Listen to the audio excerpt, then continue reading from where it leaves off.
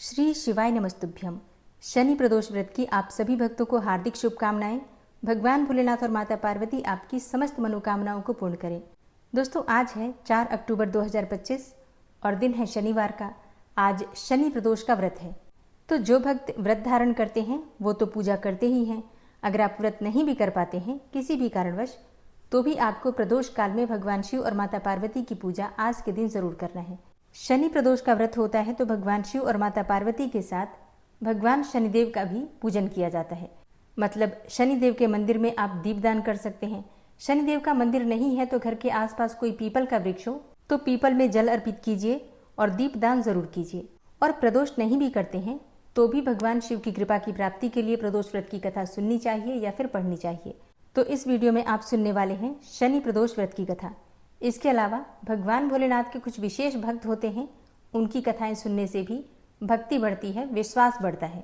तो शनि प्रदोष व्रत की कथा सुनने से पहले आप सुनेंगे भगवान भोलेनाथ के कुछ बहुत ही विशेष भक्तों की कथाएं, जिनकी श्रद्धा और भक्ति के द्वारा भगवान शिव प्रसन्न हुए और उन भक्तों के ऊपर अपनी कृपा की बरसात की।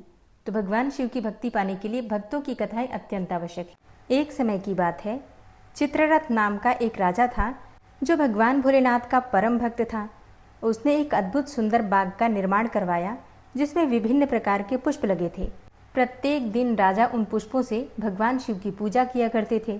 फिर एक दिन क्या हुआ कि पुष्पदंत नाम का एक गंधर्व था जो उस राजा के बगीचे की तरफ से जा रहे थे। बगीचे की सुंदरता ने उन्हें आकृष्ट कर लिया। उस बाग में बहुत ही सुंदर सुंदर फूल देखकर मोहित हो गया पुष्पदंत, और उसने उस बगीचे में से पुष्पों की चोरी कर ली। और इस वजह से चित्ररथ को अगले दिन पूजा के लिए पुष्प प्राप्त नहीं हुए। परंतु अब एक दिन की बात नहीं रही। उस बगीचे के पुष्पों से पुष्पदंत इतना अधिक मोहित हो गया कि प्रत्येक दिन ही पुष्पों की चोरी करने लगा। इस रहस्य को सुलझाने के लिए राजा ने बहुत सारे प्रयास किए। अपने सभी सैनिकों को वहां लगा दिया ताकि पता चल सके कि पुष्पों की चोरी कौन कर रहा है। लेकिन पुष्पदंत के पास अनेकों दिव्य शक्तियां थी, जिसके कारण वो अदृश्य ही बना रहा और पुष्पों की चोरी निरंतर होती ही रही। अब तो राजा बहुत अधिक परेशान हो गए और राजा चित्ररथ ने एक समाधान निकाला। इस समस्या का जो समाधान था वो बहुत ही अनोखा था, क्योंकि उन्होंने क्या किया कि शिव को अर्पित जो पुष्प थे और बिल्वपत्र थे ये बाग में ही बिछा दिए। गंधर्व पुष्पदंत को इस बारे में पता ही नहीं था और उसने अनजाने में ही उन पुष्पों को अपने पैरों से कुचल दिया। इससे पुष्पदंत की जो दिव्य शक्तियां थी वो सभी क्षय हो गई, क्योंकि भगवान शिव के जो पूजा के पुष्प थे, बिल्वपत्र थे, उन पर पैर रखने से सभी पुण्य एक क्षण में ही समाप्त हो गए। पुष्पदंत स्वयं भी भगवान शिव का ही भक्त था और भगवान भोलेनाथ की पूजा के लिए ही वो पुष्पों की चोरी भी करता था। लेकिन क्योंकि अनजाने में ही सही पूजा के फूल और बिल्वपत्रों पर पैर पड़ जाने के कारण उसके जो भी पुण्य कर्म थे सभी क्षय हो गए। अब उसे अपनी गलती का एहसास हुआ और तब उसने भगवान शिव की कृपा की प्राप्ति के लिए, उनकी प्रसन्नता के लिए और अपने पापों से मुक्ति के लिए महादेव की प्रार्थना की। और तब भगवान शिव ने उसे क्षमा कर दिया और पुष्पदंत के दिव्य स्वरूप को पुनः प्रदान किया।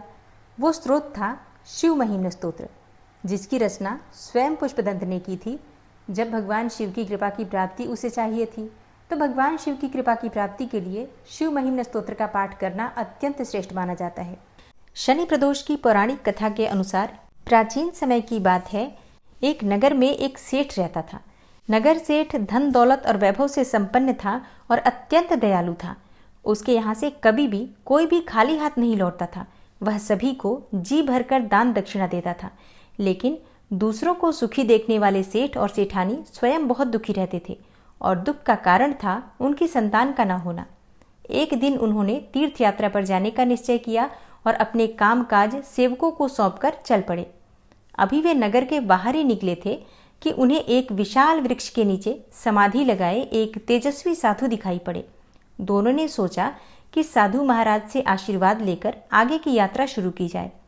पति पत्नी दोनों समाधि लीन साधु के सामने हाथ जोड़कर बैठ गए और उनकी समाधि टूटने की प्रतीक्षा करने लगे। सुबह से शाम हो गई और शाम से फिर रात हो गई, लेकिन साधु जी की समाधि नहीं टूटी। मगर सेठ पति पत्नी धैर्यपूर्वक हाथ जोड़कर बैठे रहे। अंततः अगले दिन प्रातःकाल साधु जी समाधि से उठे और सेठ पति पत्नी को बैठे देखकर वह मंद मंद मुस्कुराए और आशीर्वाद स्वरूप हाथ उठाकर बोले, हे वत्स, मैं तुम्हारे अंतर्मन की कथा भाप गया हूँ। मैं तुम्हारे धैर्य और भक्ति भाव से अत्यंत प्रसन्न हूँ। साधु ने संतान प्राप्ति के लिए उन्हें शनि प्रदोष का व्रत करने को कहा। साधु ने कहा कि शिव पार्वती की पूजा शनि प्रदोष व्रत के दिन करने से और शनिदेव की पूजा करने से तुम्हें उत्तम और योग्य संतान की प्राप्ति होगी। साधु से आशीर्वाद पाकर और शनि प्रदोष की विधि जानकर सेठ सेठानी प्रसन्न मन से तीर्थ यात्रा की ओर निकल पड़े। तीर्थ यात्रा करने के बाद जब दोनों घर वापस लौटे तो साधु के बताए अनुसार नियम पूर्वक विधि विधान से शनि प्रदोष का व्रत करने लगे। इसके कुछ समय के बाद शनि प्रदोष व्रत के प्रभाव से सेठ की पत्नी ने एक सुंदर पुत्र को जन्म दिया। इस व्रत के प्रभाव से उनके यहाँ छाया अंधकार लुप्त हो गया। दोनों आनंद पूर्वक रहने लगे।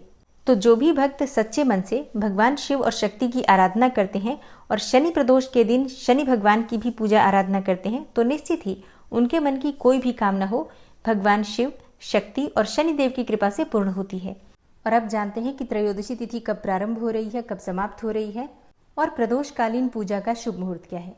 देखिए, त्रयोदशी तिथि का प्रारंभ हो रहा है 4 अक्टूबर को शाम को 5:09 पर और त्रयोदशी तिथि का समापन 5 अक्टूबर को होगा दोपहर में 3:04 पर। और शनि प्रदोष व्रत के दिन प्रदोषकालीन पूजा का शुभ मुहूर्त है शाम को 5:30 से रात्रि 8 बजे तक। इस समय में भगवान शिव की विशेष रूप से पूजा आराधना कर लीजिएगा। एक बहुत ही शुभ मुहूर्त भी प्राप्त हो रहा है जो कि सुबह सुबह है, द्विपुष्कर योग।